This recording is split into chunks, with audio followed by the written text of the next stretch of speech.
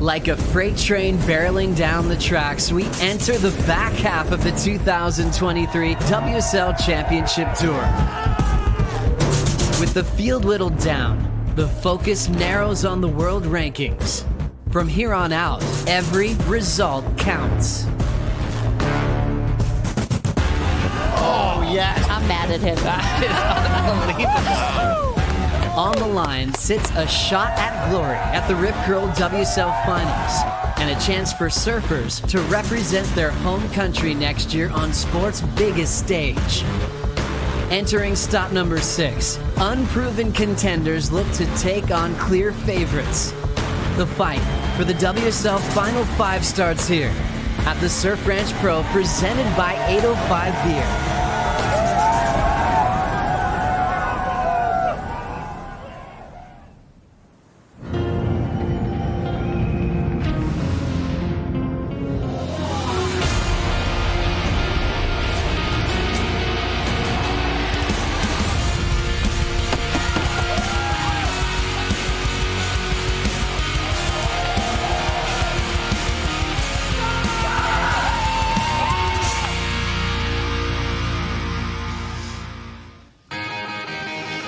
Good morning, everybody, and welcome to the SAMBAZON Dawn Patrol for the Surf Ranch Pro, presented by 805 Beer. We've got Cole Houshman, the big wild card that won a Challenger Series event in Sydney, getting the call up to the big show. Jack Robinson is back.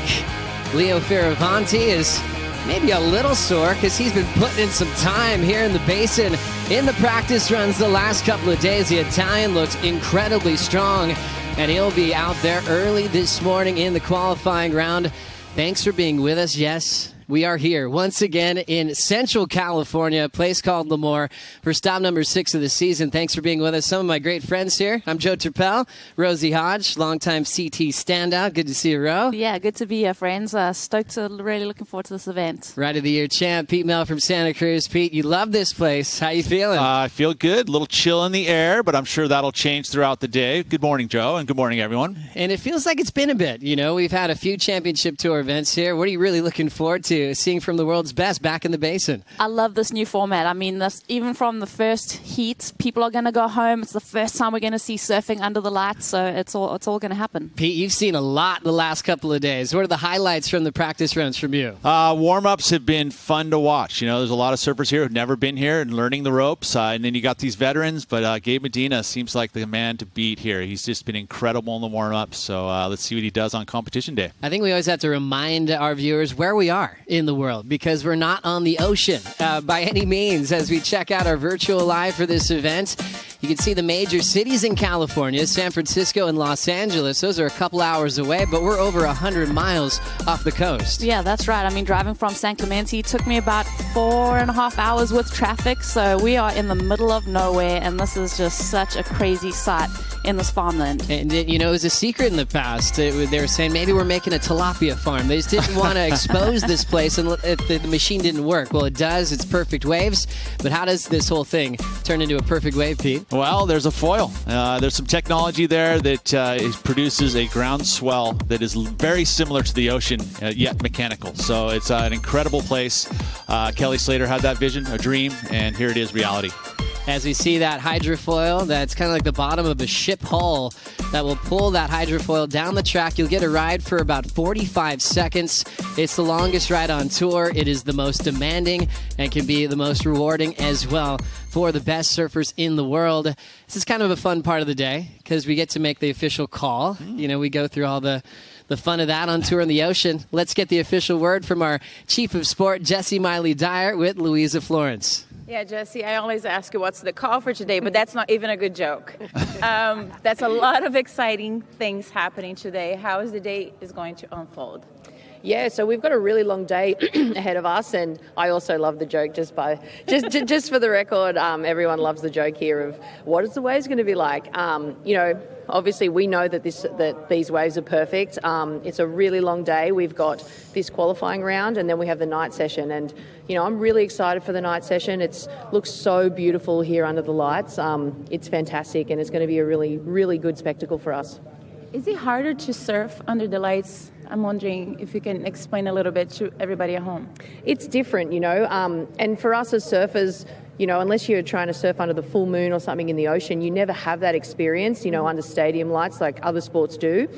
So it is a little bit different, different colours in the wave, absolutely.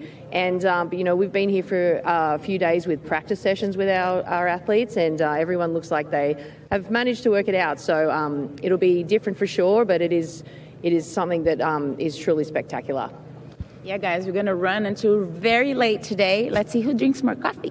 Exactly. We're right there with you, Louisa.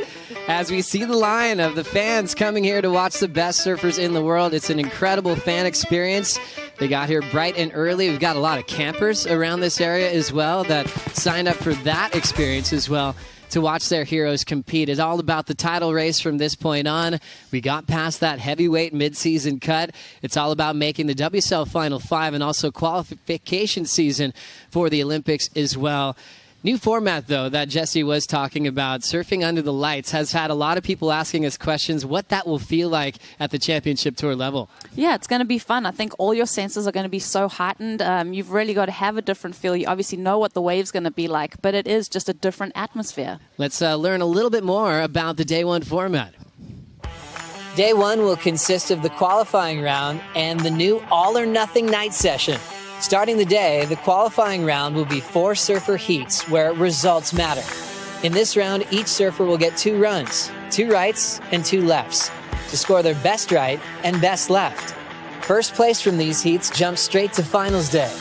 Fourth place from the qualifying round heat hits the road, eliminated from the event. Second and third place finishers from the heats will face off in the night session. The night session is 12 men and 6 women in a do-or-die leaderboard format. A single run last chance to advance on. With the scoreboard wiped clean, each surfer gets 1 left and 1 right to lock in their best single wave score. From this leaderboard, only 2 men and 1 woman move on to finals day. Day 2, finals day, is all about head-to-head matchups. Men's quarterfinals and women's semifinals set up non-stop single elimination heats through to the finals. Love it. Brand new format. Very excited to watch this one play out very soon. Pete, a couple little changes as well, as surfers don't have to go back-to-back with their waves to kind of prepare for all their runs this morning. And with the length of the ride and the burn that all of these surfers feel after they've ridden 2 waves back-to-back, I would say that's going to be cool. It's going to lift performance a little bit. Another thing about that first round, too, is the seeding, right? It's going to play an important role. So the low seeds are going to go first, right? So you can actually see at the end of it all, the top seeds are going to have that advantage to be able to know exactly what they need to do. That's going to be huge. We'll keep you posted with that. Let's check out the morning session and what we have going on. Right, first thing in the morning, 7:38 start. That's going to be a wave for Kelly Slater, the GOAT, 11-time world champion. Only venue in the world where we can call out the exact time and minute that first wave will go down. So all about men's qualifying this morning from 7:38 all the way to this afternoon. We'll see women's qualifying round kick off at 3:40. Remember, first place moves to finals day, which is tomorrow, and second and third will be dealing with that night session leaderboard. Last chance qualifier tonight, 8:30 p.m. The lights light up. It's really exciting. And they'll have their final shot to make finals day. Will this man be a part of it? Kelly Slater up early this morning. The visionary behind this amazing wave, but still hasn't won here yet. Talking about some injuries he's been dealing with, but this man has been on fire. Even that heat that he did lose to Liam O'Brien at Margaret River. Some of my favorite turns he's thrown down all season. Kelly has Jordy Smith, Leonardo Fioravanti, and Jack Robinson first thing in the morning, Rosie. That's a great heat. And I think for Kelly to open up the day and really get the ball rolling, obviously had the most practice here. But Jack Robinson, good to see him back in competition, obviously missing out on Margaret River. Stacked heat.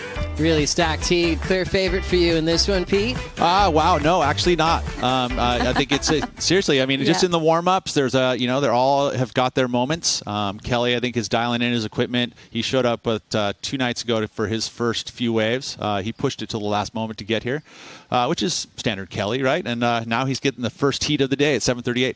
Yeah, it is a little hard one to pick as well with Jack coming off his injury. Yeah. You want to see what his form's like. He's had one start here in the past where he hadn't quite got familiar with the wave yet. So it's going to be a little bit of a surprise this morning, Rosie. Yeah, it is. Who's going to go to the night session? Who's going to advance? Someone's going to go home, and that's the scary thing. And one thing that has been consistent out here that we have been relying on is the effort of Gabriel Medina. The man is just unstoppable at this venue. From practice sessions, from CT event wins, he's definitely the most consistent in the basin, and his practices have been looking like he's ready for another title. More on the favorites coming up next. Good morning. You're watching the SAMBAZON Dawn Patrol for the Surf Ranch Pro, presented by 805 Beer. Stop 6 of the season as we're back in this unbelievable venue. Under the lights, it's going to be a new edition this year, which we'll be seeing tonight as we look at some footage of the world's best, preparing for what they might be dealing with later on this evening. Yeah, it's going to be a long day. I mean, the night session starts at 8:30. We wrap up around 11 p.m. So there's going to be a lot of surfers having to pace themselves. I think endurance is a big part of this event. And watching it, Pete, the last couple of nights, it's really just visually those adjustments for the best surfers in the world to It take is. on. Wave stays the same, man. It's going to be the same exact thing. It's just a little bit different in the lights. Actually, probably more dynamic, right? It almost feels like you can perform this. You talk about a spotlight. You put it under the stadium lights. It is definitely bright. And what a chance for a last chance opportunity to get into finals day. So even though it's going to look pretty and like this big amphitheater and stadium, there's a lot of pressure on the line tonight. Well, it's a leaderboard format, and from those surfers in that night session, only 2 of them advance into the quarterfinals. So, there's a lot on the line. Favorites are always fun to talk about when it comes to this venue. We mentioned Medina in the last segment, but now it's all about Carissa Moore, what she's done out here. She's had so much consistency over the years. Going back to 2018, won this event. Going to 2019, a third, and then runner-up in 2021. Very consistent. Has great performances both on the right and the left, and that's important. To get wins here, you got to get excellent, even 9s, both going right and left, and Carissa's capable of that. As we see her performance over the years, have you noticed big changes, Rosie, as she had to bring more every time she competes out here? Definitely. I think the level has lifted every time that we've seen the competitors come into the basin. Joanne DeFay, there's other people that are improving all the time, so Carissa's had to up the ante every time. It's really interesting when you think about progression on a wave that they're not surfing all the time, but that's how good they are. They're already switched on. Carissa for herself coming off her second win of the season as she was able to equal Lane Beachy at 27 on the all-time list. So she's coming in hot. Qualifying round, heat number 1. Can anybody take her out of this qualifying round and send her under the lights tonight? And again, for me, watching all the warm-ups, Caitlin Simmers. She's one to watch here at the basin because she brings a little different lines than everyone else. And you can just see it. She's got great flow. She doesn't have to work too hard to stay out in front of this wave because it is very difficult. Some surfers you'll see struggling to keep out in front. But Caitlin has no worries. She just flies right through it. Also, Betty Lou Sakura Johnson a part of that. And then you go to DeFay as the defending champ. We know she is recovering from her injury. Do you have expectations on Joanne to perform like she did last time? Definitely. I think, coming into this wave, she's going to know it so well. She's going to lean on those memories of having a title here, but definitely interested to see how healthy she's feeling on that ankle. That's a stacked one there. How about that barrel DeFay got Unbelievable. A couple of years back? Yeah, and you'd have to say that one of the best barrels ridden out here at the ranch. So she's been able to do it in the past, and ultimately, that's not too tough to get tucked in there nice and tight, right? So. And then back to the Medina story here. That one's a wild story. Instant connection with this place where some looked like they're dealing with nerves and pressure. He always found out a system to win, went back-to-back from 2018 to 2019 and lost to Toledo in 2021. Yeah, he's so incredibly consistent. The goalposts have changed coming into this event. He's going to be eyeing off the WSL Final 5. He's in that 7th place position. This is a great event for him to take advantage of. Critique of his warm-ups last few days, Pete. What did you see? Incredible. Truly incredible. Just great flow. He's actually even out of the basin, walking around on site, just golden, right? He's just got this hue of invincibility, really. It's incredible. And then you watch him in the warm-ups. He just has it. He connects with it pretty easily and doesn't look like he's working too hard. He looks big, too, doesn't he? Yeah, he is so powerful. I think a lot of surfers try and emulate his quads, the way that he's able. He's got a lot of power in that lower body. And he just has this aura of happiness around him. But how about this qualifying heat? Medina does have John Florence, longtime rivals there, adding Liam O'Brien and Rio Waida, who's surfing in the basin for the first time. Is it anyone else but Medina getting the win in this matchup? Rosie, starting with you. Well, you know what? honestly love this heat, but Gabe is the clear favorite for me. Yeah, same. I'm backing that. I mean, again, just in the warm-ups, just consistently 10 to 20% better than everyone else. And I think a lot of the surfers on tour might just be agreeing with that as well. I mean, you can't, it's undeniable. Well, you're watching it too. Everybody sees it. The warm-ups. And that's what actually I love about the fact that Gabe's surfing so well, is that everyone else is drafting. They're going, oh, well, this is what's possible. And so that's progression. And it's exactly what this place is all about. So now remember, you have to get your fantasy team set, worldsurfleague.com. If you're playing fantasy, remember, you don't have time to change at this event. Ooh. Like other CT events where you can kind of watch that opening round. Get them in now. You guys are allowed. I haven't yet. Pull them out, set your teams, and remember, pick your power surfers, which is worth double points. I have a feeling a lot of power surfers are going to be Gabriel Medina. Is that yours, Rosie? Well, Pete just said he's 20% better than everyone, so that is, I mean, double points. Good. Looking forward to that. Also, John is a common power surfer choice for most people around the world. He hasn't surfed here at the CT level. He's been in some test events in the past, but with all those injuries, this will actually be his real first start. And it's true. And when you think about an event that the focus is on you, absolutely, right? He's going to have to deal with that pressure. And also the fact that, hasn't competed at this level in the past. So, yeah, a little nerve. Really looking forward to seeing how that first qualifying heat will get underway. Check out your fantasy teams and a lot more to discuss. We've got some cool wild cards joining the championship tour. We're going to have AJ and Mitch talk us through that. Coming up next on the SAMBAZON Dawn Patrol.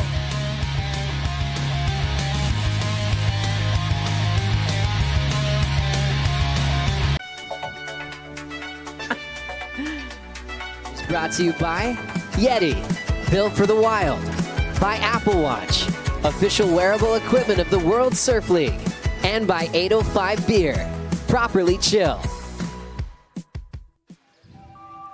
Welcome back to the SAMBAZON Dawn Patrol. We are getting you ready for day one of the 2023 Surf Ranch Pro presented by 805 Beer. I'm Asia McCord alongside Mitchell Salazar. We are on the perch with a beautiful view of the basin behind us, getting ready for a full day of action. And Joe was talking about the Wildcards coming into this event. We're going to get you ready for them because, Mitch, this is a massive opportunity for these young surfers. Yeah, it is. And, we'll start off with one of the stand-up performers out of yesterday's, warm-up sessions, Alyssa Spencer from Encinitas, California.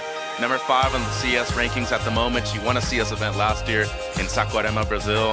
I really expect her to do well here, AJ, especially on the left. We can see her highlights from Snapper Rocks, ended up with a 5th place finish right there.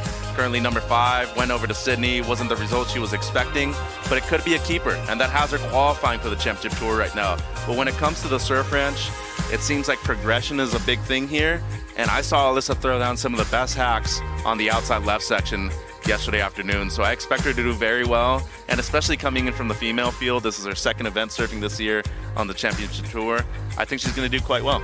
Yeah, she was an injury replacement at Pipe to start the year off, but you want to talk about a huge heat to start with. You have to go against not one, but 2 defending and former world champs in Tyler Wright and Stephanie Gilmore, and then Tatiana Weston Webb as well. So she has a stacked heat if she wants to make it through to finals day or on to the night session. On the men's side of the bracket, we have 2 wildcard surfers coming in, both of them out of San Clemente, California. Let's talk first about Jet Schilling. Yeah, a great surfer coming out of San Clemente. I really look forward to watching him surf later today because he's quick, he's electric, but more than anything, he's unpredictable. As you can see here, 3rd place finish at Snapper Rocks. Huge result to start off the CS season for him, and especially when he just barely qualified for making the cut through the North America QS rankings too. Starting off that well gave him a lot of confidence. I saw him yesterday during the warm-up sessions, looked great. The left looked more than anything his strong suit. The right maybe needs a little bit more work, but based off of what we saw at Snapper Rocks, I think he should do quite well out here. Very, very unique surfer when it comes to style, but I think, as I said before, he's unpredictable, and he brings that flare style that the San Clemente kids had at the Surf Ranch before. Kolohe Andino being one of them, and he should look good out there later this afternoon. And Jet's only other CT event was right here at Surf Ranch in 2019. So he does have a little bit of experience, which ironically gives him a slight edge over somebody else in his heat, which is the yellow jersey leader in Joao Chianca, who is surfing here at the Surf Ranch for the first time in his career. He also has to go through Kyle Ibelli, Matthew McGilvray in that first heat. So Jet with his work cut out for him. And then the last wild card we want to bring you up to speed on is Cole Hausman. He is coming in the wild card as the highest ranked North American on the CS, and he had quite the showing, particularly in Sydney. Yeah, I mean, incredible start to the season for him. He's a tall guy, very lanky, but he has so much power and a low center of gravity. I saw him yesterday during the warm-ups, looked fantastic, riding a sub-driver, Mayhem, that he's only ridden once, by the way. Yesterday, both in the morning and the afternoon. Dropped the highest combined heat total on the Challenger Series so far this season, a 9.8 on this wave over at Narrabeen. And it worked out in his favor that they actually had to call the event off the afternoon before, because then the next day was pumping lefts. But out here at the Surf Ranch, right here at the basin, I think he's going to do quite well. He hasn't difficult heat yet, but everybody does. You need to come in with the mentality and a lot of confidence like he's riding right now, knowing that you need to show up and perform, AJ. I think he's going to do that. You want to be the best, you got to beat the best. Exactly. And this is who Cole Hausman is going to have to beat. Talk about the best. Felipe Toledo, the defending world champ. And then, of course, Connor O'Leary and Callum Robson, the only surfer on the CT to have gotten that elusive perfect 10 so far this season. So it's going to be a fantastic day for these young surfers to really prove that they belong here. And we've seen wildcards have success in the past. Moana Jones-Wong won at Pipeline, and then a few years ago for the men. But for you, Mitch, what is the biggest thing to calm the nerves of these young surfers when they're coming into an event that is already a massive amount of pressure? You asked me a question yesterday. What's the biggest thing about coming to the Surf Ranch? Preparation. Yep. We're going to notice it today, not only by the very elite, but also by the wild cards. And I think that preparation for these young kids coming up, Cole, Alyssa, and Jet specifically, we're going to notice whether or not they're ready to take on the Challenger Series and the CT at the same time, because you're seeing a lot of Challenger Series surfers that compete on the CT. You see a lot of CT surfers go down to that level,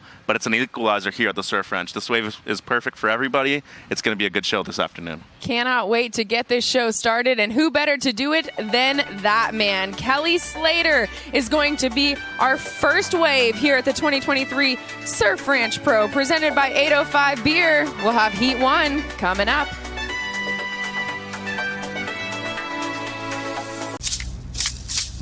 Topical to mana mene, topical to mana mene, topical to mana mene, topical to mana mene. Atele serega, hoya hoya sere, soko mene hoto oyo. Oh, thank you guys. The Tachi Yokut are one of the several Yokut tribes and are a federally recognized sovereign tribe. We thank them for hosting us on their cherished homelands and would like to pay our respects to elders past, present, and emerging. Beautiful opening ceremony we had yesterday evening with a lot of the world's best participating and preparing for game day, which is today, on a glorious morning here in Central California. It's about low 60s in Fahrenheit. It's going to be heating up to about the high 80s when things really get fired up this afternoon. Thanks for being with us on the SAMBAZON Dawn Patrol. Joe Turpel, Rosie Hodge, and Peter Mel. Pete, I heard you scrambling a little bit. Did some boards just kind of collapse in that last break? The worst sound for a surfer ever. Yeah, we heard a little bit of fiberglass cracking on the pavement here. So I don't know who it was, but yeah, anyway, eat that sound. Yeah, it's a tough sound. But let's focus on conditions. We used to think this was going to be another cool Surf Ranch joke, talking about what's the report like. But it's actually real. Thanks to Surfline, let's really focus on wind conditions, because, Pete, that can really affect this wave. Yeah, and when I woke up this morning, there was a bit of a breeze, and I was like, whoa, that's usually it's pretty still here in the mornings, but as it's warmed up already, you can see very glassy conditions. But we had a little north wind that's offshore for the rights, and the lefts will have that little crumble on it, which is great coping. We've seen the surfers, no worries, deal with it. Again, 4 to 5 foot, 365 days a year, right? So it's every day, 4 to 5 foot. Only spot in the world you can say that. honestly.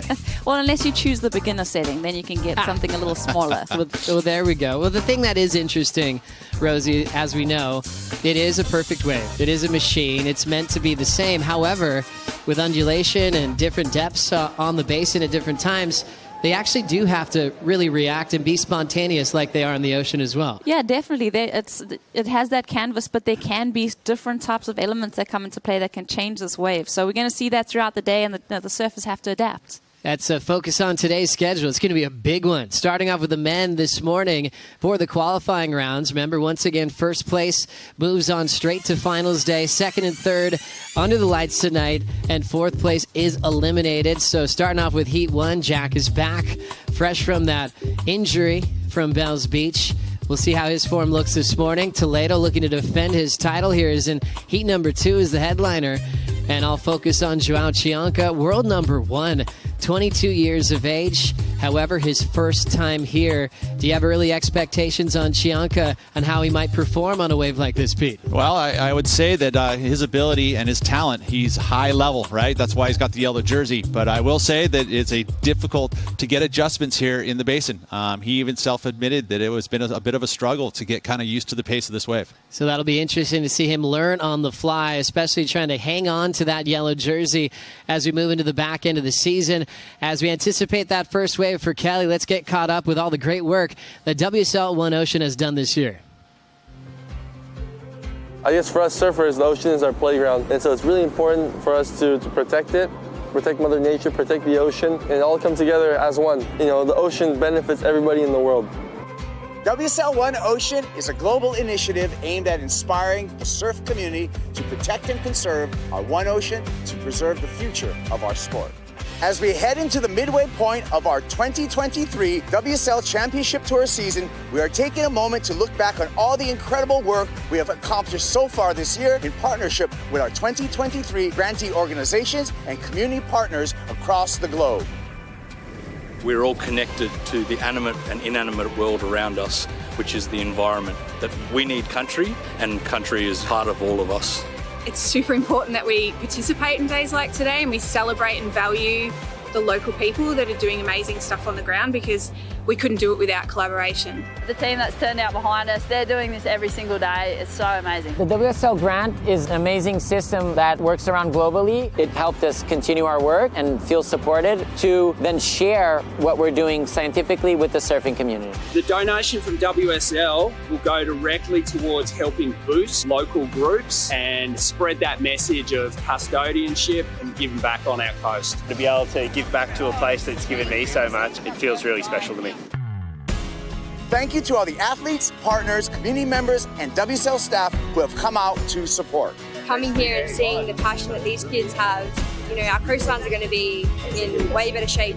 No matter if you're in it every single day or if you've never seen the ocean in your life, it's critical to our entire ecosystem on planet Earth. Fans out there, you're obviously fans of surfing. I don't have to say much to get you excited about looking after our environment like this. As surfers, the ocean is our playground and our stadium. Show us what you're doing to protect our One Ocean by posting on social media with the hashtag WSL One Ocean and tagging WSL and WSL One Ocean in your post. WSL One Ocean! New look, same mission.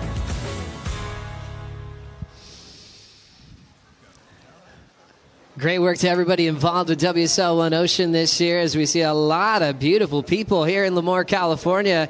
All the fans anticipating the start on opening day of the qualifying round. 7:38 opening ride for Kelly Slater. Remember, 2 runs. You get 2 rights, 2 lefts. Count your best right, best left with a shot to win and potentially go straight to finals day.